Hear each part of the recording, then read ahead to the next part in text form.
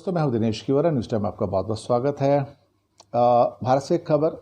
Supreme court ने ब्याज के ऊपर ब्याज मामले में केंद्र सरकार की अच्छी खासी खिंचाई की और खिंचाई करने के बाद कहीं ना कहीं जो टाल मटोल की परिस्थितियां थी भारत सरकार के द्वारा कि बैंकों को उससे बहुत नुकसान हो गया, तो उसके ऊपर सुप्रीम कोर्ट ने एक टिप्पणी की थी और कहा था कि जब आपने कॉर्पोरेट्स को लाखों करोड़ रुपए दे दिए तो तब आपका दिल नहीं दुखा, और मिडिल क्लास की ईएमआई के अंदर ब्याज के ऊपर जो ब्याज लग रहा है उसके ऊपर छूट देने में आप कहते हो कि बैंकों की रीढ़ की हड्डी टूट जाएगी।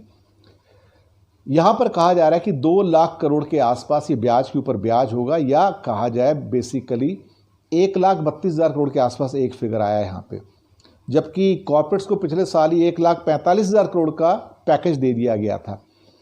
अब जब धन्ना सेठों को पैकेज दिया जाता है तो सरकार के पेट में दर्द नहीं होता, लेकिन जब हम जैसे आम इंसान को दिया जाए जो ईएमआई को किसी कारण से नहीं दे पाए पेंडेमिक के अंदर, कोरोना के अंदर, तो उसको ब्याज के ऊपर ब्याज लिया जा रहा है, वो भी 18% से ज़्यादा है। आप सोच सकते हैं कि इसको उन्होंने कहा कि दिस इज अ पेनलाइजेशन और दंडात्मक ब्याज है, ये पेनल्टी है बहुत बड़ी मिडिल क्लास के ऊपर। और ये सरकार हमें सोच के बताए क्या करना चाहते हैं। सरकार 2 महीने से टाल मटोली कर रही थी, लेकिन अब 28 सितंबर की लास्ट डेट दी है कि इसके बाद कोई भी आगे हेयरिंग नहीं होगी। जो भी क्या कहते हैं कि इसका रिजल्ट होगा, जजमेंट होगा, वो 28 तारीख को सितंबर को आ जाएगा।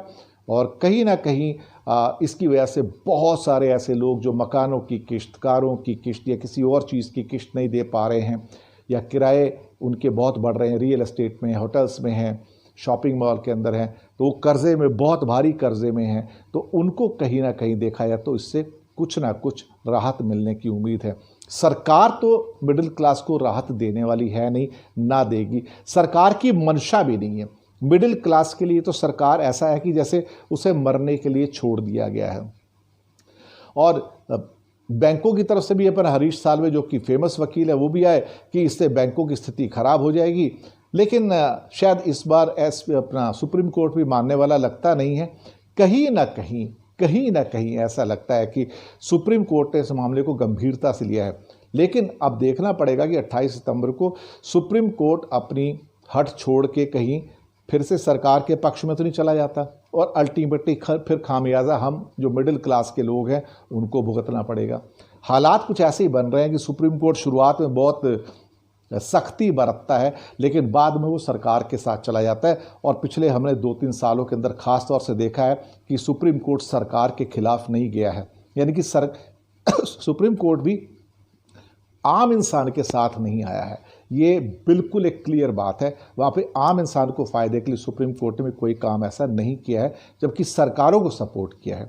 इस बार भी ऐसा लगता है कि कुछ ऐसा ही होने जा रहा है कि शायद आखिरी मोमेंट में सुप्रीम कोर्ट फिर से सरकार के पक्ष को समझते हुए, सो कॉल्ड कि मिडिल क्लास को मदद नहीं करनी है, फिर से सरकार के पक्ष को जजमेंट ना दे दे, यही डर है। अब ये बात तो 28 सितंबर को पता लगेगी कि क्या होने जा रहा है। तो ये था एक छोटा सा एपिसोड। अपनी प्रतिक्रिया दीजिएगा और बताइएगा कैसा लगा आपको। शुक्रिया आपका।